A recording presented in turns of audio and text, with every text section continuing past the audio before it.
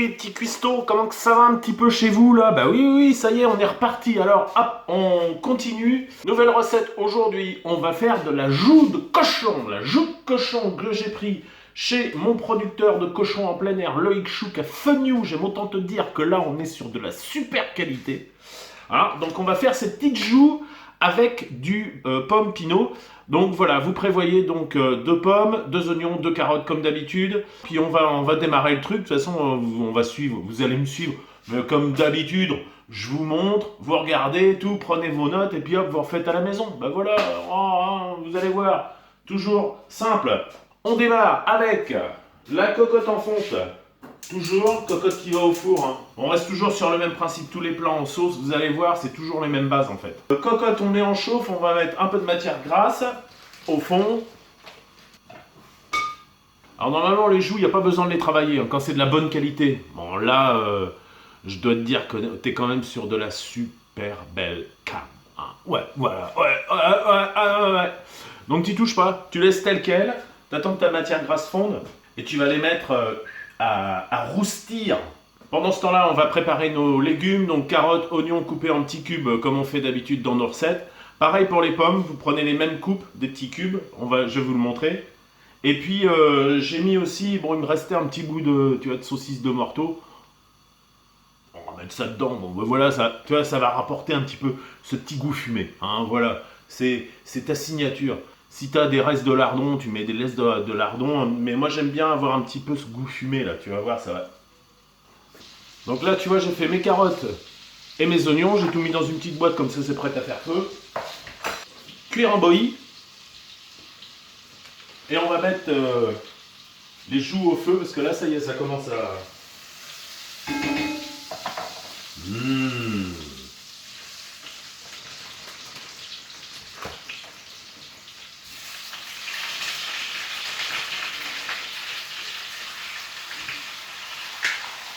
L'assaisonnement au fur et à mesure.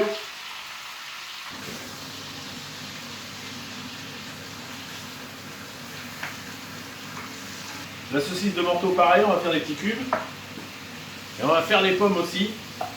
Donc les pommes, pareil, je te montre ma technique, on va pas les éplucher.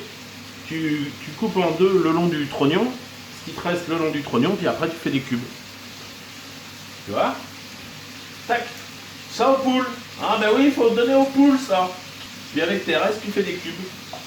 On est assez généreux sur le cube de pommes. Enfin, on fait un truc assez gros parce que comme c'est joue de cochon, pomme, pinot, quand tu vas prendre un morceau de pomme, faut que ça se sente, tu vois.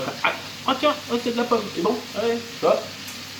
Alors, mes joues commencent à changer de couleur, tu vois. Ça y est, ça commence à roustir. T'entends derrière là, ça chante. On va les singer. Alors, normalement, quand on singe avant cuisson. Tu vois, on roule les machins. Je vous l'avais montré dans le bourguignon, je crois. On roule nos pièces de viande dans la farine. Alors, moi, ma petite technique pour éviter de sortir une gamelle, parce que le truc c'est ça, c'est au moins t'en salis, pour moi au mieux je me porte quoi. Donc j'ai mis de la farine, tu vois, dans des petits pots comme ça que tu récupères tes pots d'herbe de Provence ou de machin. J'ai mis de la farine dedans et du coup, tu vois, dans les trous comme ça te permet de saupoudrer, de pas faire de grumeaux, tu vois. Et comme ça, ta viande est bien saisie, tu singes au dernier moment, tu vois, ça va, hop, ça va coller et on va déglacer après avec le pinot. Oh, ça commence à sentir bon au fond, t'as une espèce de matière. Non, oh c'est beaucoup trop tôt. Oh là, doucement, 10h10, est-ce que c'est l'heure de l'apéritif? Non, hein, voilà, hein, on va y aller doucement. On va déglacer au pinot des Charentes, pinot blanc. Bon pareil, hein, vous en mettez, bon comme quand tu te sers un petit godet, quoi, tu vois, 15 centilitres. On en met, hein, on en met, comme ça a du goût. Et tu prépares ton petit briquet à côté, hein, tu sais, pour faire flamber. C'est parti.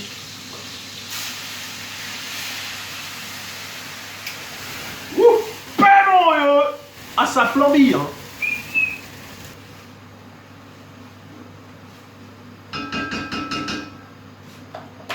Une fois que tu as fait flamber, tu passes bien au fond à racler les sucres, tu vois. On va mettre les légumes et on va couvrir avec de l'alo.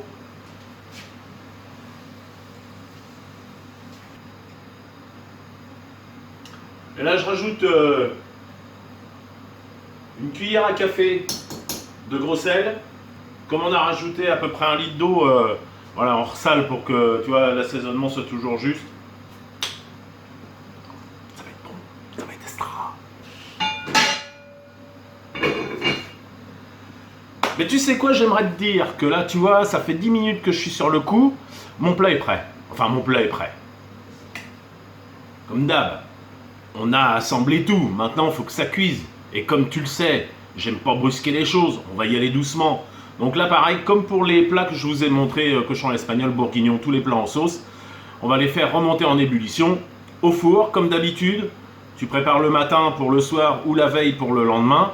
Et on va faire une cuisson tranquille, lente, 1h30 à 180. Et puis tu coupes et tu laisses faire. Si tu as le temps, tu remets un petit coup de chaud pour que tu sais la cuisson fasse comme ça, toujours en... Et là, ça confit et tout. Surtout les joues, tu peux les confire à bloc, ça va être mortel. Donc voilà. Mais c'est tout ce que j'ai à vous dire. On va pas rester là pendant 2 heures à se regarder dans le blanc des yeux. Bon ben voilà. Donc la recette est terminée. Vous goûtez, vous me dites ce que vous en pensez. Et puis voilà, continuez à cuisiner. Qu'est-ce que vous voulez que je vous dise? C'est comme ça, c'est... Allez, à bientôt pour de nouvelles recettes.